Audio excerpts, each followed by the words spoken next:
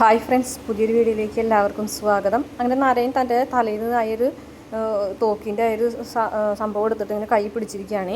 എന്നിട്ട് അങ്ങോട്ടും ഇങ്ങോട്ടും ഒന്ന് നോക്കുന്നുണ്ട് കേട്ടോ. അപ്പോൾ നീളമൂളി ഇങ്ങനെ നിൽക്കുന്നത് കാണുമ്പോഴേക്കും ഗംഗ പിടിച്ച് വലിച്ച് താഴ്ത്തിക്ക് ആക്കണടി, ഇവിടെ വന്നിരിക്കും എന്ന് പറഞ്ഞിട്ട് അങ്ങനെ ഒരു 4 പേര് താഴ്ത്തിരിക്കുകയാണ്.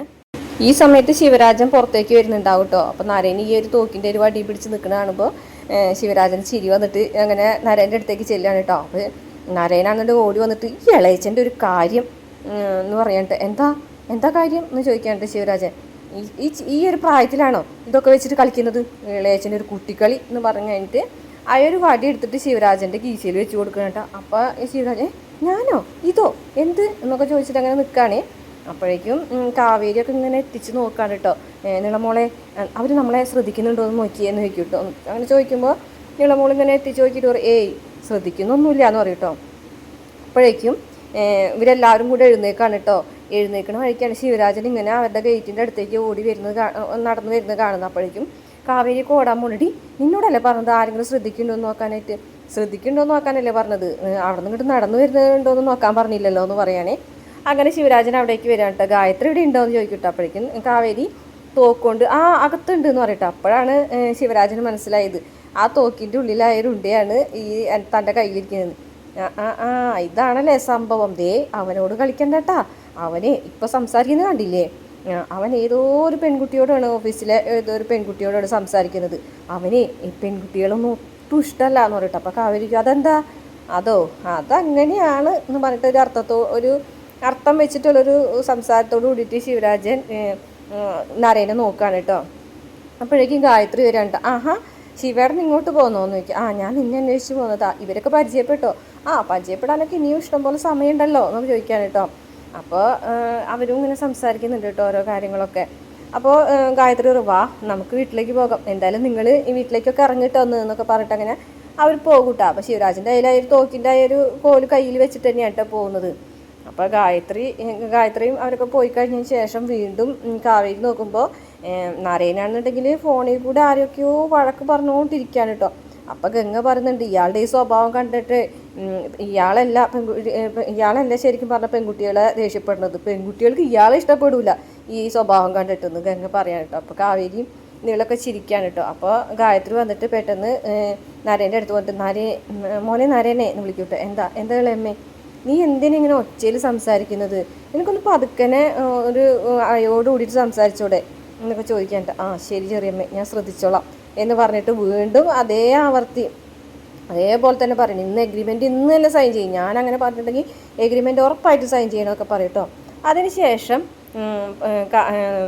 ശിവരാജൻ ഗായത്രിയോട് നോക്കിയേ ഇത് കണ്ടോ നീ എന്ന് ചോദിക്കാൻ കേട്ടോ. എന്നിട്ട് ആ തോക്കിൻ്റെ കോലിങ്ങനെ എടുത്ത് കാണിച്ചു കൊടുക്കണം.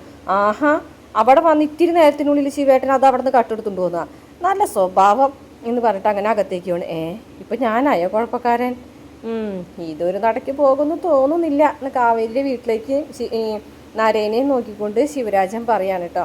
അതിനുശേഷം ഇങ്ങനെ നോക്കുമ്പോൾ വീണ്ടും ഇങ്ങനെ നരേൻ ഇങ്ങനെ ദേഷ്യത്തോടുകൂടി സംസാരിച്ചുകൊണ്ടിരിക്കുക തന്നെയാണ് കേട്ടോ ഫോണിൽ. ഈ സമയത്ത് അവിടേക്ക് ഓട്ടോയിൽ വന്ന് ഇറങ്ങാണ് വിനീത്. അപ്പോൾ വിനീത് ഇങ്ങനെ പെട്ടെന്ന് നരേൻ ഇങ്ങനെ ഫോൺ ഒക്കെ കട്ട് ചെയ്ത് അങ്ങനെ അകത്തേക്ക് പോകുമ്പോൾ ഹേയ് ബ്രോ എന്ന് പറഞ്ഞിട്ട് ഇങ്ങനെ വിളിക്കാൻ കേട്ടോ. അപ്പോൾ നരേൻ ഇങ്ങനെ ദേഷ്യത്തോട് കൂട്ടിയിട്ട് നോക്കുകയാണേ. കാവേരിയും ഗംഗയും യമുനയൊക്കെ നോക്കിക്കാണ് അവിടെ എന്താണ് ഇനി സംഭവിക്കാൻ പോകുന്നത്. എന്നിട്ട് പറയുന്ന വേഗം തന്നെ വിനീത് നരേൻ്റെ അടുത്തോണ്ടേ അതെ ഇന്ന് രാവിലത്തെ പെർഫോമൻസ് എനിക്ക് ഇഷ്ടപ്പെട്ടു. എന്താ ഒരു പെർഫോമൻസ്! മോഹൻലാൽ ആള് ഫൈറ്റ് ചെയ്യുന്നത് പോലെയാണ് ഫൈറ്റ് ചെയ്തിരുന്നത്. ഞാനേ ഒരു മോഹൻലാൽ ഫാനാണ്, ബ്രോയും ഒരു മോഹൻലാൽ ഫാനായിരിക്കും അല്ലേ? അപ്പോൾ നാരായണ ദേഷ്യത്തോടു കൂടി നോക്കുമ്പോൾ മമ്മൂക്ക ഫാനാണല്ലേ? അത് സാരില്ല, ആരായാലും കുഴപ്പമില്ല, കൈതായോ എന്ന് പറഞ്ഞിട്ട് ഷെയ്ക്കന് വേണ്ടി കൈ കൊടുക്കുകയാണേ. പക്ഷെ നാരായണാണെന്ന് വെച്ചാൽ ദേഷ്യത്തോടുകൂടി അങ്ങോട്ട് തിരിഞ്ഞ് നിൽക്കുകയാണ് ചെയ്യുന്നത്. ഇത് കണ്ടിട്ട് കാവേരിക്ക് അങ്ങ് ദേഷ്യം വന്നിട്ട് പാടില്ല. നാരായണൻ്റെ ആ ഒരു ജാടയും പെർഫോമൻസൊക്കെ കണ്ടിട്ട് അന്നേരം വന്നിട്ട് നാരായൺ ചോദിക്കുന്നുണ്ട് അതെ നിങ്ങളെ ഈ ഹേ ബ്രോ എന്ന് പറഞ്ഞില്ലേ, അതിലേ ബ്രോ വേണ്ട കേട്ടാ. ഞാൻ എങ്ങനെയാണ് നിങ്ങളുടെ ബ്രോ ആവുന്നത്? പിന്നെ ഇത്ര ഉറക്കനെ ഒന്നും സംസാരിക്കേണ്ട കാര്യമില്ല, ഉറക്കനെ സംസാരിക്കാതെ ശബ്ദം താഴ്ത്തി വേണം സംസാരിക്കാൻ കേട്ടോ. ആ വീട്ടിൽ താമസിക്കണമെന്നുണ്ടെങ്കിലേ ഇതൊക്കെ അനുസരിക്കണം എന്ന് പറഞ്ഞിട്ട് നാരായണ അങ്ങോട്ട് ദേഷ്യത്തോട് കൂടിയിട്ട് പോകുകയാണേ. അപ്പോൾ വിനീത് ഇങ്ങനെ കയറി വരുമ്പോൾ അവർ ചോദിക്കുകയാണ് എന്താ അവിടെ സംഭവിച്ചത്? അപ്പോൾ ഗംഗ ചോദിക്കുന്നത് വിനീതേട്ടനോട് എന്താ അയാൾ സംസാരിച്ചതെന്ന് ചോദിക്കും കേട്ടോ. അത് അത് പിന്നെ ഞാൻ ബ്രോന്ന് വിളിച്ചില്ലേ, അത് ഇഷ്ടപ്പെട്ടില്ല, ബ്രോന്ന് വേണ്ടാന്ന് പറഞ്ഞു, മാത്രമല്ല പതുക്കനെ സംസാരിക്കണമെന്ന് പറഞ്ഞു. അപ്പോൾ കാവേരി ആഹാ അങ്ങനെ സംസാരിക്കാൻ പറഞ്ഞു, എന്നാ അപ്പോൾ ശരിയാക്കി തരാമെന്ന് പറഞ്ഞിട്ട് കൂന്നും പറഞ്ഞിട്ട് ഓളിയിടുകയാണ് കേട്ടോ. എന്ന് പറഞ്ഞിട്ട് ഉറക്കനെ അങ്ങോട്ട് വിളിക്കാണ് കേട്ടോ. ഇത് കേട്ടിട്ട് നാരയും ദേഷ്യം വന്നിട്ട് നാരയും മുകളിലേക്ക് തന്നെ കയറി പോകുന്നുണ്ട് കേട്ടോ. ഇനിയും ഉറക്കനെ വിളിക്കും. അയാൾ അങ്ങനെ വിട്ടാൽ ശരിയാവില്ല, വാടി അമ്മനെ വാ ഗംഗേച്ചി എന്ന് പറഞ്ഞിട്ട് വിളിച്ചിട്ട് അവിടെ ചെന്നിട്ട് ഇങ്ങനെ കൂവാൻ പോകുമ്പോഴേക്കും ഗംഗ ഓടി വന്നിട്ട് കാവേരി നമ്മൾ ഇതിനാണോ ഇവിടെ വന്നിരിക്കുന്നത്, നാളെ നിളമോളെ ഓപ്പറേഷനാണ്, അപ്പോൾ നാളെ നിളമോളെ അഡ്മിറ്റ് ചെയ്യേണ്ട ദിവസമല്ലേ, ഇപ്പം നമ്മളിത് പ്രശ്നം ഉണ്ടാക്കി നമ്മളോട് ഇവിടെ നിന്ന് ഒഴിയാൻ പറഞ്ഞിട്ടുണ്ടെങ്കിൽ നമ്മൾ എവിടേക്ക് പോകും എന്ന് പറയാൻ കേട്ടോ. അപ്പോൾ കാവേരി ഇങ്ങോട്ട് തിരിച്ചു വരും കേട്ടോ. എന്തായാലും ഗംഗ പറഞ്ഞത് ശരിയാണ്. അപ്പോൾ ഈ വീട് ഒഴിയാനോ, ഈ വീട്ടിൽ നമ്മളിപ്പോൾ താമസിച്ചല്ലേ ഉള്ളൂ എന്ന് വിനീത് പറയട്ടോ. ഓ ഒരു വീട്, ഇതാണ് വീട്, അങ്ങോട്ട് നോക്കാൻ പാടില്ല, ഇങ്ങോട്ട് നോക്കാൻ പാടില്ല, ഒരു റൂം തുറക്കാൻ പാടില്ല, അവിടെ റൂം അടച്ചിട്ടിരിക്കുന്നു, ഇതൊക്കെയാണ് ഇവിടുത്തെ സംഭവങ്ങൾ. ഇതാണ് ഒരു വീടെന്ന് പറഞ്ഞത്. സാരില്ല കാവേരി, ഇപ്പോൾ തൽക്കാലം ക്ഷമിക്കി, ഓപ്പറേഷൻ കഴിഞ്ഞിട്ട് നമുക്ക് വേറൊരു വീട്, ഇത്തിരി കൂടെ സൗകര്യമുള്ളൊരു വീട് നോക്കിയിട്ട് അവിടേക്ക് മാറാം.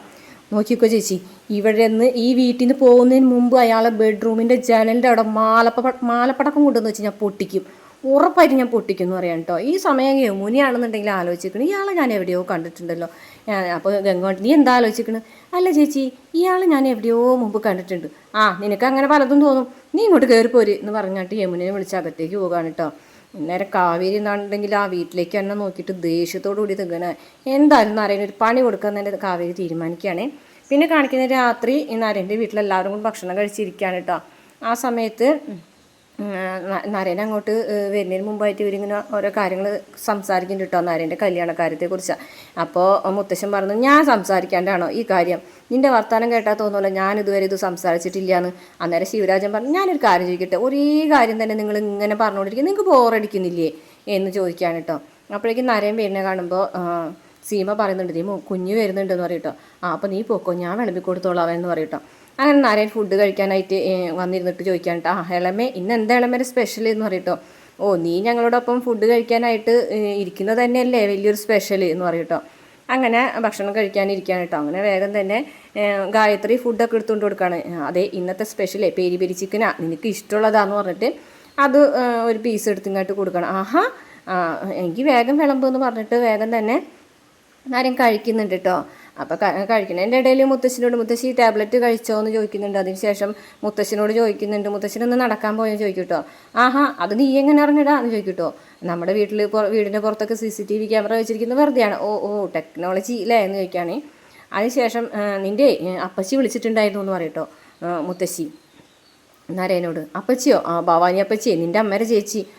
ഭവാനി അപ്പച്ചി വിളിച്ചിട്ട് എന്താ പറഞ്ഞത് എന്ന് ചോദിക്കട്ടോ. എന്നെ വഴക്ക് പറഞ്ഞു, നിൻ്റെ അച്ഛനും അമ്മയും മരിച്ചപ്പോഴേ അവർ നിന്നെ കൊണ്ടുപോയാൽ മതിയായിരുന്നു എന്ന്. അങ്ങനെയാണെന്നുണ്ടെങ്കിൽ ഇപ്പോൾ നിൻ്റെ കല്യാണം കഴിഞ്ഞ് ഒരു കുഞ്ഞൊക്കെ ആയേനേന്ന്. അതായത് ഞാൻ വളർത്തിയത് ശരിയല്ല എന്നല്ലേ അവർ പറയുന്നതിൻ്റെ അർത്ഥം.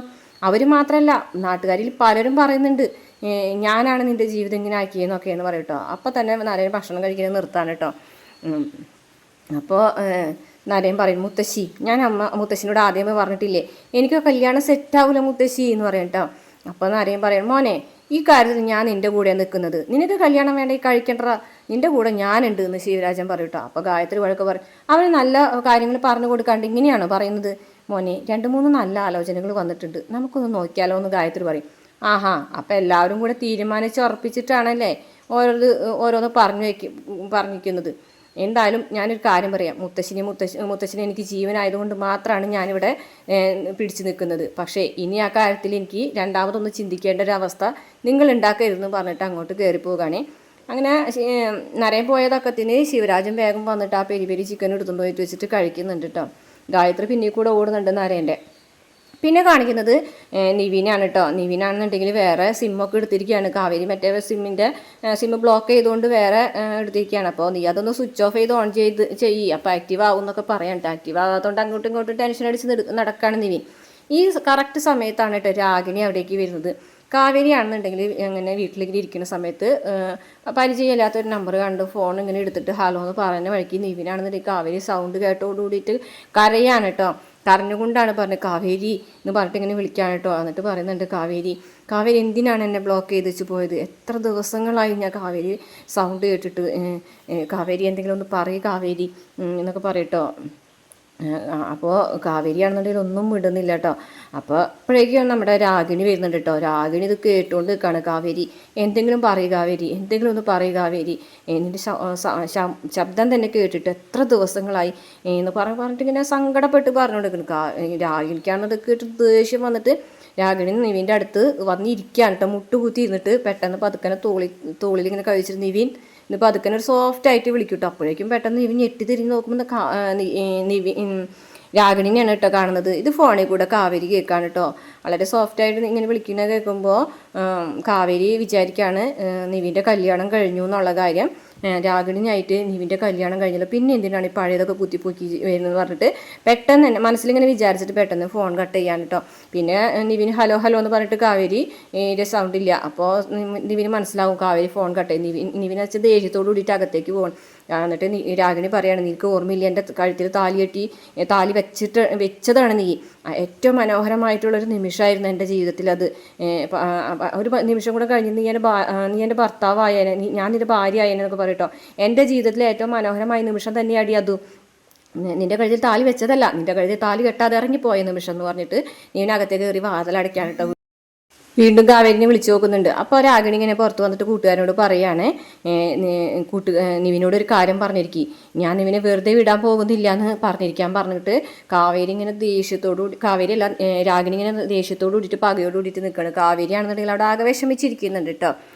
പിന്നെ കാണിക്കുന്നത് പ്രമോ ആണ്. പ്രമോയിൽ നിളമോൾ അഡ്മിറ്റ് ചെയ്തു. പക്ഷേ വിനീതിൻ്റെ പേരുള്ള 50 ലക്ഷം രൂപ നഷ്ടപ്പെട്ടിട്ടുള്ളതായിട്ടാണ് കാണിക്കുന്നത്. ATM മുന്നിൽ തലയെ കൈ വെച്ചിരിക്കുന്ന വിനീതിനെയാണ് കേട്ടോ കാണിക്കുന്നത്. കാരണം വെരിഫിക്കേഷൻ പറഞ്ഞിട്ട് വന്നിട്ടുള്ള കോള് വേറെ ആരുടെ ആയിരുന്നു, അതായത് ജയപാലിൻ്റെ ചതിയായിരിക്കാനാണത് സാധ്യത. അങ്ങനെ കുറച്ച് പ്രശ്നങ്ങളാണ് കേട്ടോ പ്രമോല് കാണിക്കുന്നത്. പിന്നെ നിവിനെയാണ് കാണിക്കുന്നത് കാവേരിനെ കണ്ടെത്താത്തതിലുള്ള, അതുപോലെ കാവേരി ഫോൺ എടുക്കാത്തതിലുള്ള വിഷമമൊക്കെയാണ് കേട്ടോ. പിന്നെ കാവേരി ഇങ്ങനെ സങ്കടപ്പെട്ടിരിക്കുന്നുണ്ട് കേട്ടോ. കാവേരിക്ക് നിവിനോട് ചെറിയൊരു ഇഷ്ടമൊക്കെ ഉള്ളതായിട്ട് കാണിക്കുന്നുണ്ട്. ഇത്രയാണ് പ്രമോ കാണിച്ചിട്ടുള്ള വീഡിയോ. ഇഷ്ടപ്പെട്ട ചാനൽ സബ്സ്ക്രൈബ് ചെയ്യണേ.